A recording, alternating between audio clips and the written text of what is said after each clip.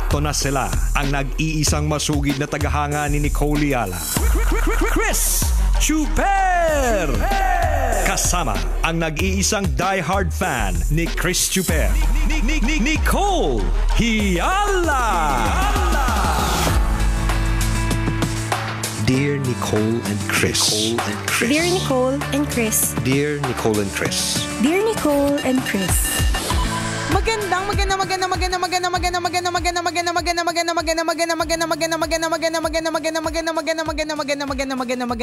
morning, Luzon, Visayas, at Mindanao Metro and Mega Manila. It's another swell day today. Yes, sarap naman nun. Sarap naman sa pakiramdam. Actually, masarap at hindi rin masarap eh. 'Di ba? Masarap kasi may tatanggapin kang pera. Oo, hindi masarap kasi dadaan lang. Hindi masarap kasi mapupunta din sa iba. Sa totoo. Pambayad ng utang eh. Pero sa totoo lang, masarap din naman kesa naman laging lumiliit yung mundo mo. Na sa tuwing na nakikita mo yung pinagkakautangan mo, bigla kang liliko. Oo nga. Bigla kang uuwi. Sabi mo may lakad ka talaga, kaya lang nakita mo sa kalye yung pinagkakautangan mo, bigla kang umuwi, 'di ba? Kasi natakot ka.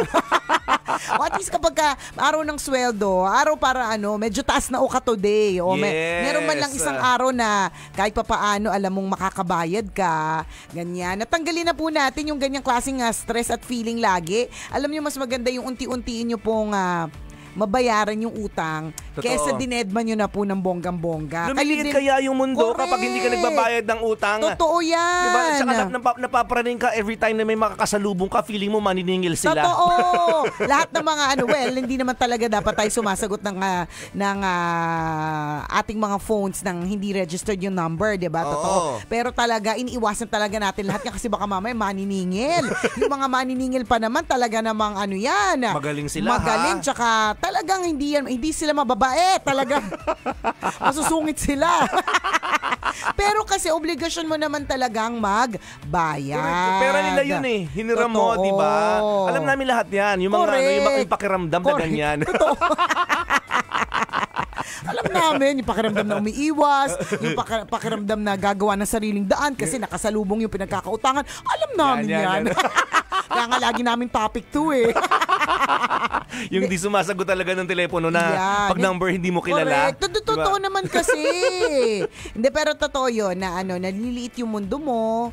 Tapos lagi kang natataranta, yung ganyang klaseng feeling. Hanggang kailan mo mararamdaman yan, diba? So, yun. hindi naman, kung wala naman talagang pambayad ng malaki o agad-agad na mabuo, okay lang yun, wala naman tayong magagawa. Hindi naman po talaga tayo anak mayaman, hindi tayo anak ng duke, hindi tayo anak ng prinsipe, hindi tayo anak ng hari, diba? Tama. So, hindi talaga natin carry na mabuo yung bayad. Paunti-unti. Hindi yung deadma ka na lang. Yan. Hindi yung nihay-nihoy, ganun. Masama nyo nakalimot ka pa. Ayan na nga, diba? pinakamasakla. May nakasamaan ka na ba ng loob ng dahil sa utang o ng dahil sa pera? Oo naman, partner. Ilan sila? 6,789 to be exact. Kapag hindi pa nagbayad mamaya, 6,790 na. Charot. Ang dami. Hindi, pero totoo, madami nag-friendship over, di ba? Nang dahil dyan sa mga utang-utang, sa mga pera-pera na yan. Totoo yun Ako talaga sa mga nangungutang po sa amin, wag pong sasama yung loob ninyo. Kapag sinisingil po kayo. Hindi, sa mga nangungutang din. Wag sumama ang loob pag hindi pinautang. Pag hindi pinautang, ako talaga mantra ko, di bali nang sumama yung loob mo sa akin dahil hindi kita pinautang. Kesa naman, sumama yung loob ko sa'yo kasi hindi mo ako nabayaran. Totoo. Sumama yung loob ko kasi nakikita ko lahat na ng kasinungalingan mo.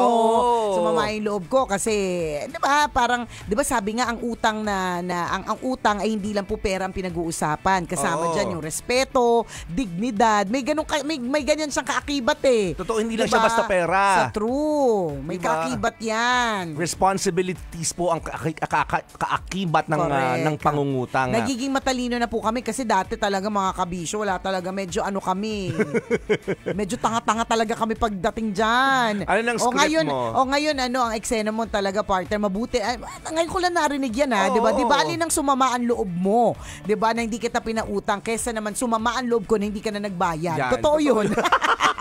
Sarili ko muna isipin ko. Kasi diba? mas delikado pag sumama na yung loob ko sa'yo. Totoo. Hindi, totoo yun. Pag diba? sumama na yung loob mo dun sa kanya, wala ka na ng pera, sumama pa yung loob mo. Diba? So, iwas na tayo sa ganyan. Correct. Oo. Ang responsibilidad po ay dapat ginagampanan, di ba? Hindi lamang sa pera, sa napakaraming aspeto ng buhay. At binibigyan din lang natin ng utang isang responsibilidad na dapat mong ginagampanan. Ano yung gampanin mo dito? Babayaran mo. Correct. Kaya huwag kang masyadong mayabang, swipe ka ng swipe ng credit card, tapos hindi mo naman sure kung paano mo babayaran.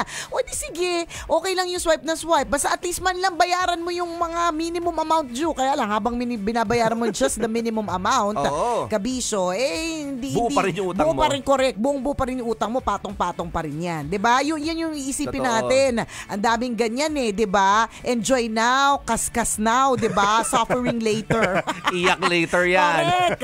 Yung mga ganyan. Kung alam mo sa sarili mo na hindi ka sure kung meron kang papambayad dyan, wag na. Totoo wag yun. na lang talaga. Ha? It's a sad truth mga kaibigan, no? Ganitong klase ng topic, lahat tayo nakaka-relate. Totoo. Kung tutuusin, lahat naman tayo nagtatrabaho. Oo naman. Diba? Pero lahat tayo may kanya-kanyang utang. Meron. Diba? Yun nga, ang totoo kasi hindi tayo anak ng mayaman. Correct. Yung sweldo po natin, saktuhan lang. Hindi po saktos. Kulang. Kulang na yung sweldo. Sa totoo lang po mga kabisyo, aminin na natin, kulang na yung mga sweldo. Kasi bakit? Nagtaasan na lahat. Correct. A better term yun, kulang. Yung sweldo po ng bawat empleyado talaga kulang.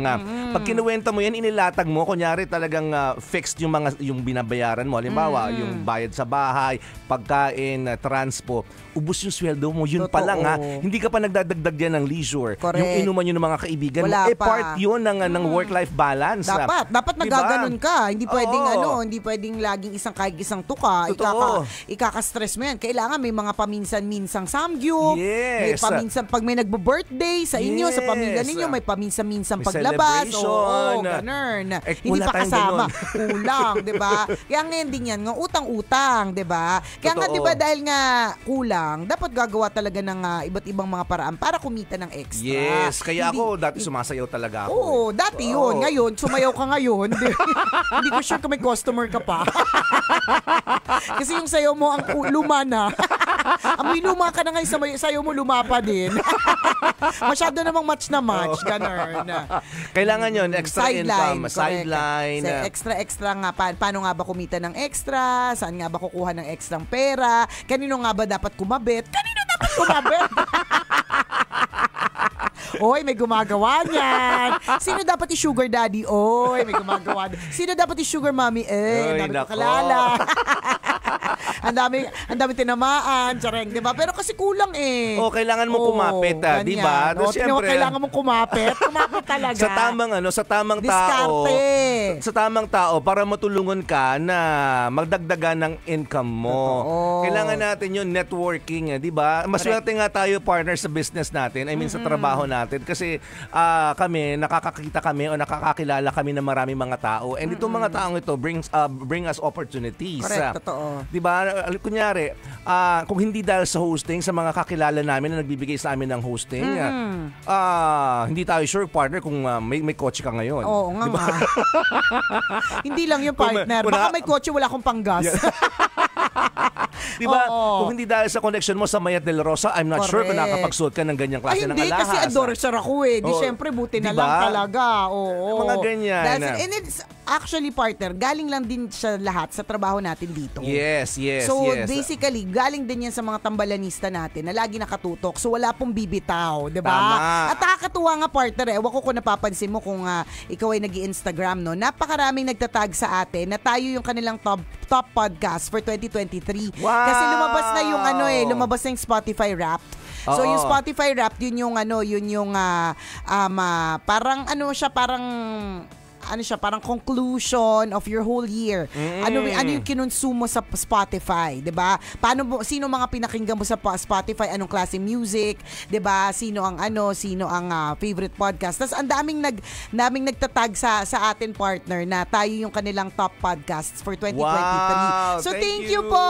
Salamat. Grabe, no? Isipin mo yun, no? Parang nakakatuwa lang, lumalaki yung community natin, partner, kasi dati radio lang talaga. Correct. Tapos ngayon, hindi na. Oo, napapakinggan din kami sa podcast, True. napapanood kami sa FB Live, Totoo. sa YouTube. So ang dami yung option talaga, no. Lumaki yung platform ng ng radio. Tama. Ang dami Totoo nagsasabi yan. sa amin na, huy, napapanood ko kayo. Correct. Di ba samantalang dati, huy, napapakinggan ko yung boses True. nyo. Ngayon naririnig ko napapanood kayo. na eh, 'di ba? May ganong klase ng eksena na napapanood. Ang bilis no ng evolution. Totoo talaga yung bilis ng evolution. Parang totoo nangyari tong lahat, 'di ba? Ang galing lang, ganyan, 'di ba? So, yun yung babalik lang tayo partner dun sa sinasabi mo. Yung important issues po yung network. Correct So kung ano yung ginagalawan mo, 'di ba? Kailangan yung nakikisama ka dun sa mga tamang tao. Tama na yung pakikisama sa mga adik. Itigil mo na yan, wala na mabuting mga nagdudulot sa iyo yan. Di totoo I mean, surround yourself with people who will bring out the best in you. Ang hanapin mo yung mga taong maituturo na maganda sa iyo. Yes. Aayusin yung buhay mo. Gagawin ka na-mention mo si Madam Mayat de la Rosa, allies kami. Ang tawag namin sa isa't isa ay ally. 'Di ba? ALLY. Yan, ally. Ibig sabihin kakampi. 'Di ba? Ibig sabihin na magkasangga, 'di ba? Yung mga ganyan, maghahanap ka ng mga ganun. Dapat yun yung mga kinoconnect mo. Kasi yun yung mga taong mai-improve yung buhay mo, matutulungan ka, matuturuan mo din sila. Hindi lang ikaw yung matuturuan, ikaw din makakatulong sa kanila. Tulungan. Hindi Agree. yung patuloy ka pa rin nagpapapasok sa buhay mo ng mga taong toxic. Ano ba? Mga maling tao. Matutapos na yung 2023, puro toxic pa rin yung makasama mo. Ano gusto mo? Araw-arawin mo lasunin yung katawan mo? Eto, 3 galon ng lason. Para rekta na. Rekta na! Hindi babae, gano'n. Iniunti-unti mo pa sa mga maling mga taong nasa buhay mo Irekta mo na. Totoo diba? yun. Pero totoo, hindi natin namamalayan na yung mga toxic people, yung nagbibigay sa atin ng stress, hindi natin namamalayan, nalalaso na yung pag-iisip natin, nalalaso na yung araw natin, nasisira ang diskarte natin. Nasisira yung buhay mo. Sa true. Diba? Nang hindi mo na mamalayan. Correct. Pakonti-konti. Totoo. Diba? Totoo yun na your network is your also your net worth. Diba? Yung mga tao nakakasama mo, bahagi yan ng yaman mo. Hindi man sila directly nakapagbibigay sa iyo ng pera, pero posibleng magbigay sila ng opportunity. Correct. Ngayon, titingnan mo, i-assess mong mabuti yan Bakit nga ba hindi ako ma-asenso? Yan. Diba? Then check your network. Sino ba yung mga kinakasama mo? Sino yung madalas mong kausap? Baka puro mga chismosa araw-araw kasi makasama mo. Hindi talagang pare-pareho kayong hindi aasenso. May nakilala na po ba kayong chismosa? Yung Marites sa kanto na yumaman. Sige nga. Kung yumaman, pakilala nyo sa amin. Magkakasundo kami. Di dadagdan namin siya sa network namin. Pero di ba kadalasan hindi? Wala. Yung mga inggitera, yung mga may crab mentality, yung wala ibang ginawa kundi mang bash, mampunan ng ibang puro tao. manira na manira. Correct. May yumaman na po ba dyan? Isa nga lang itsura nila Oo nga. Pusunin. Diba? Totoo.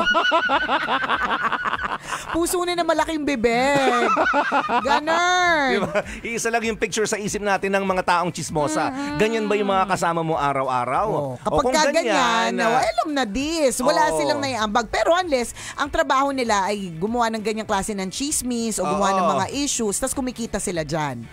Pwede mo din naman dikitan yung mga ganyan. Pwede ka rin, may mga ganyan na nakikisaw-saw sa mga kunyari, showbiz eklabu, ang daming views na mga ganyan. Kung ganyan kumikita kayo, di sige, yan yung network po ninyo Diba? Wala naman kumbaga kanya-kanya naman ang paraan ng pagkikita, hindi naman natin i-judge yan. Ang sinasabi lang natin, kulang na nga yung sweldo mo, dumidikit ka pa sa mga maling mga tao. Totoo diba? Yung mga yun. taong nagbibigay sa'yo ng stress, yung mga taong nagbibigay sa'yo ng sama ng loob, diba? Yung mga toxic. Correct. Kulang na nga lahat, diba? Kulang ka na nga sa ganda, toxic pa yung mga kasama mo. Ano na, te? Tapos aasa ka nga, asenso ka? Oo. Diba? Siyempre hindi. Kasi mali yung network na sinasamahan mo. True. And ito always remember mga kabisyo, you always have the choice. Meron. Diba? Choice mong magstay sa mga ganyang klase ng tao na sila yung nakakasama at nakakausap nyo araw-araw. Totoo. At choice mo din na pumili ng mga taong papakinabangan Correct. mo. Pakikinabangan meaning hindi gagamitin dahil huhututan mo sila. Pakikinabangan mo kasi meron silang may ibibigay sa iyo. May magandang ambag. Contribution Correct. sa buhay mo. Oo. Ang pangit lang pakinggan, alam mo naman kapag Tagalog kasi parang rekta masyado 'di ba? Parang mura sa Tagalog, straight to the point, parang sakit sa kalooban compared sa English. Pero 'di ba, ang sabi mo, ano yung contribution nila sa atin, 'di ba? Sa Tagalog, anong ambag, anong pakinabang. Ang sakit lang pakinggan yung ayoko parang manggagamit ang dating, pero no? totoo siya Bakit ako magdadagdag ng isang taong wala namang pakinabang sa akin. Ang pakinabang niya sa ang negative ng effect niya sa akin. 'Di ba? Wag na lang. Choice mo 'yun, ha? Choice mo 'yun. Hindi ba pwede sabihin, ito lang yung mundong ginagalawan ko. Di umalis ka sa mundong 'yan. 'Di ba? Hindi naman di naman kaya kung mayaman ka, bili ka ng sarili mong mundo. Charot. Ipangalan mo sa'yo. Correct. Diba? Hindi, pero totoo, may choice kang piliin kung sino yung mga taong mag-i-influence sa'yo. Correct. Kung sino yung talagang tunay na may ambag sa buhay mo. Sa malaking check ng Pink na Ballpen ngayong Thursday na morning. Muli ako po si Nicole Yala. At ako naman si Chris Chuper. Na nagpapaalala, una magdasal ka para mabuhay ka. Pangalawa, mag-toothbrush ka para mabuhay naman iba. Yun! This